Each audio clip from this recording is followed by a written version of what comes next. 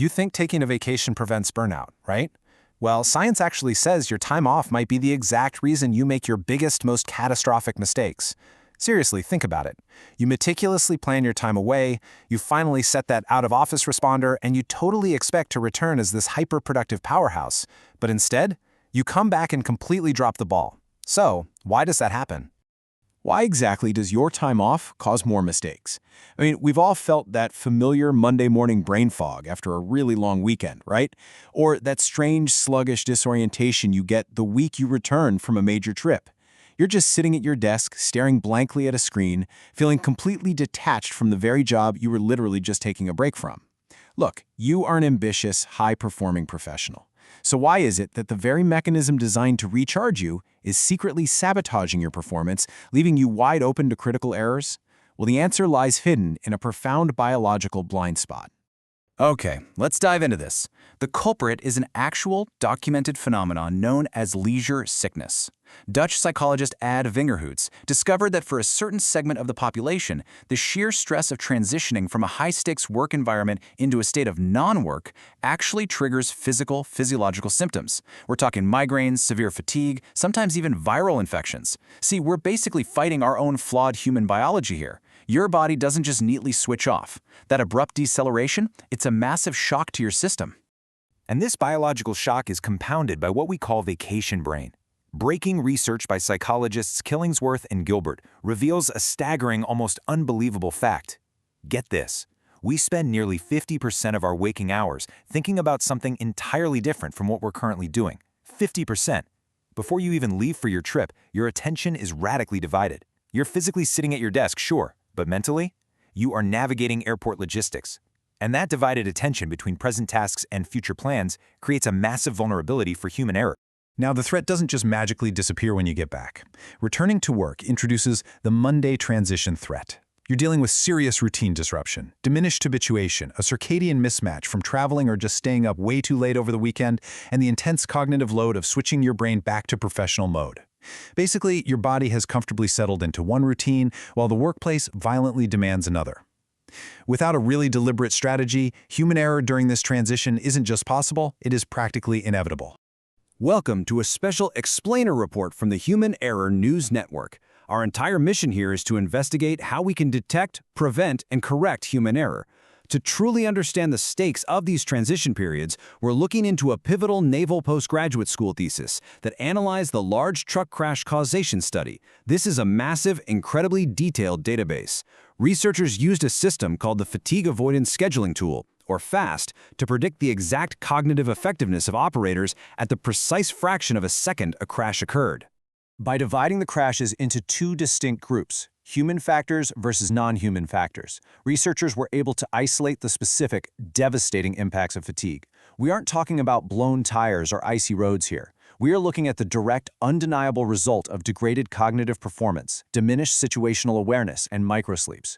You know, those involuntary split-second mental lapses where the brain literally switches to sleep mode while your eyes are still wide open. It is a terrifying reality for anyone behind a wheel, or, honestly, sitting behind a desk. So, the crucial point is this. The FAST results revealed a really terrifying discrepancy. Roughly 16% of the human factor crashes involved operators working below a 90% predicted level of effectiveness. Compare that to the non-human factor group, which was vastly lower. In almost 3% of the human factor cases, operators fell below 77% effectiveness. This is the literal life-or-death reality of sleep debt and circadian disruption. When you transition poorly, your effectiveness plummets, and the risk of catastrophic error skyrockets. All right, let's pivot for a second and shift our focus to the factory floor, because this isn't just a highway problem. Recent CDC-published data analyzing Fortune 500 manufacturing scheduling gives us an incredible window into the specific days your error risk absolutely peaks. They tracked injury incidents and near misses against employees' schedules, specifically analyzing the danger of shift transitions in the days immediately surrounding holiday breaks. The scheduling data breaks down a highly surprising reality. Take a look at this.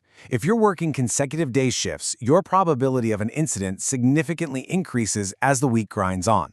But the absolute highest, most acute danger zone, it's the transition to the very first night shift. This is exactly where your circadian rhythms violently clash with your work schedule.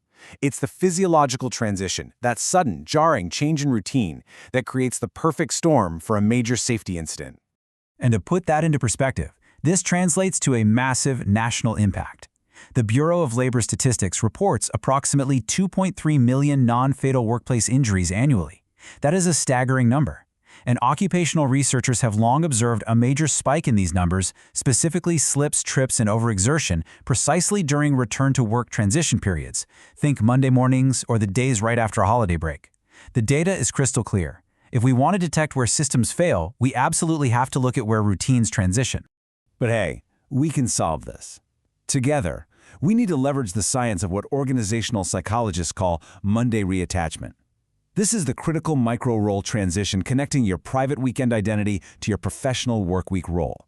It's not just some automatic switch that flips in your brain, it is an active, psychological process.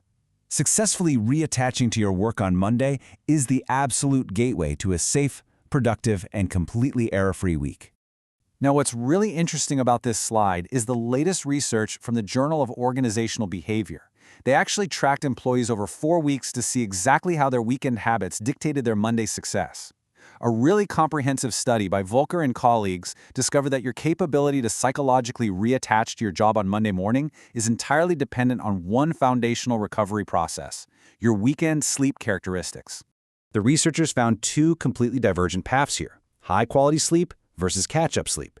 High-quality, natural sleep on the weekend actually builds up your cognitive resources, allowing for a highly successful, energized Monday reattachment. But the exact opposite is true for catch-up sleep. When you drastically shift your sleep window to compensate for a really exhausting work week, catch-up sleep actively drains your resources.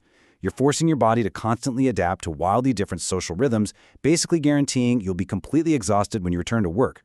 And listen, if you are a highly driven professional, you are uniquely at risk here due to what's known as the perfectionism trap. Research shows that high achievers with perfectionistic concerns experienced heightened stress reactivity at work. According to the diathesis stress model, this vulnerability is only deactivated by completely 100% stepping away from the job. This biological reality builds into the absolute most critical rule of your time off.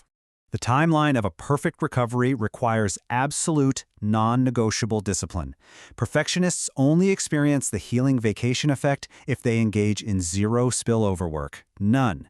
If you bring a laptop, if you check emails, or if you do just one little task while on vacation, you completely destroy the recovery process. You instantly reactivate your stress vulnerability, and you practically guarantee that you will return to work cognitively depleted and highly prone to error. So, here is your zero-error blueprint for your next weekend or shift change. First, detect. Actively identify when you're in a period of cognitive switching or carrying sleep debt. Second, prevent. Maintain strict sleep consistency over the weekend and brutally enforce a zero spillover work policy on your vacation. Finally, correct. Purposely budget extra mental focus and lower your physical expectations during your Monday reattachment window. Literally, give your brain the time it needs to safely switch roles. You are now fully equipped to navigate the transition trap that catches so many professionals completely off guard. But this raises a massive red flag. If the very time off designed to heal you is fraught with biological traps and cognitive blind spots, what other perfectly normal, everyday workplace routines are secretly putting your safety and effectiveness at severe risk? Stay vigilant, stay questioning, and keep watching the data. Network Insiders. This has been a special explainer report from the Human Error News Network.